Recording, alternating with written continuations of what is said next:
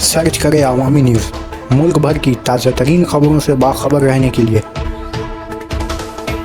Subscribe करें हमारे channel को और बेल आइकन ज़रूर दबाएं।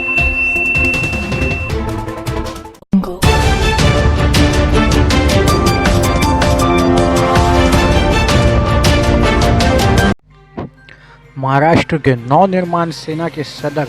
राज ठाकरे आज मगरबी बंगाल की वजीर आला ममता बनर्जी से मुलाकात करने वाले हैं और मुलाकात जो पहले 3 बजे नब्बानों में होना था उसके बारे में कहा जा रहा है कि अब शाम 5 बजे होगा और वो नब्बानों में ही होगा। ख्याल रहे गुजरे रोज़ राज ठाकरे कोलकाता पहुंचे सीएम ममता बनर्जी से मुलाकात के लिए, जिसके बारे में कहा जा रहा है कि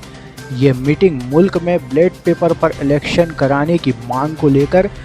क्योंकि तृणमूल सुप्रीमो ममता बनर्जी ने भी दीगर बहुत सारी पार्टियों के हमरा बैलेट पेपर पर वोटिंग कराने की मांग कर रखी है।